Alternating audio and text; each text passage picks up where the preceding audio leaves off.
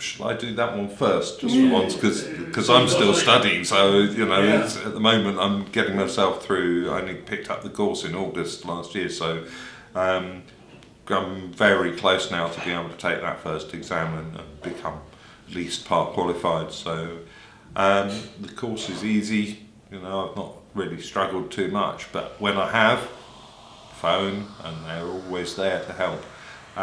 So as I said, I'm ready, really, you know, just past the mock.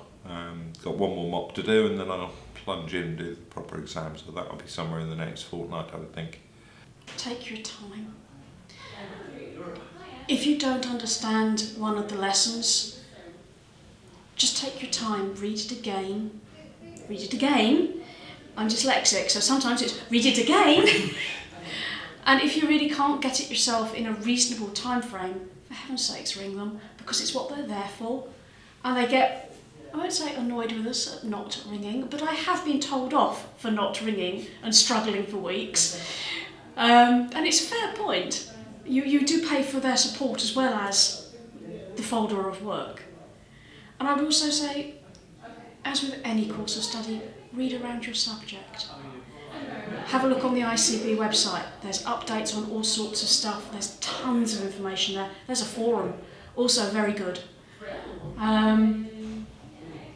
Get the recommended textbooks. Find extra pieces of work that you can do. And above all, trust that eventually it will drop into place.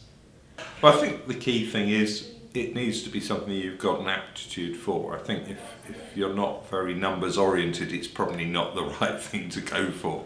But the key thing, I think, is just to keep momentum, keep going. I'm guilty of this, but occasionally things get in the way, and it's very easy to put your study down for a bit and focus on other things. But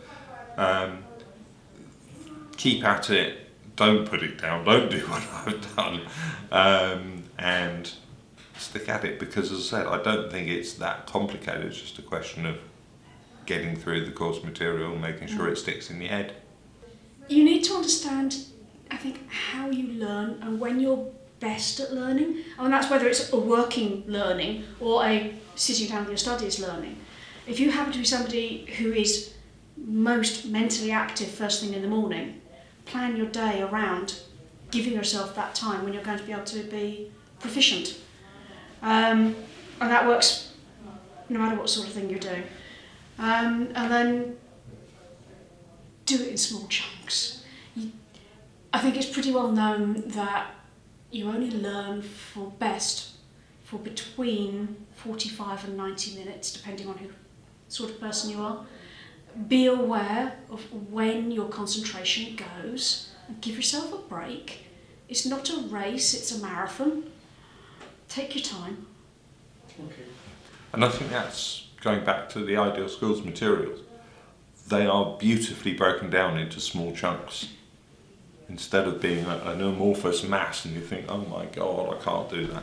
They're beautifully broken down into sections with assignments, so you learn something or you try and learn it, and then you actually get to test yourself, have I actually learnt that? And that's fantastic, because you know then, if you pass the assignment, great, that's stuck. Oh, wait a minute, that didn't stick, go back, read it again, try and understand what it was you didn't quite twig the first time round. So I think that is a really nice circular way of learning. And then when you're ready to progress, then you can progress.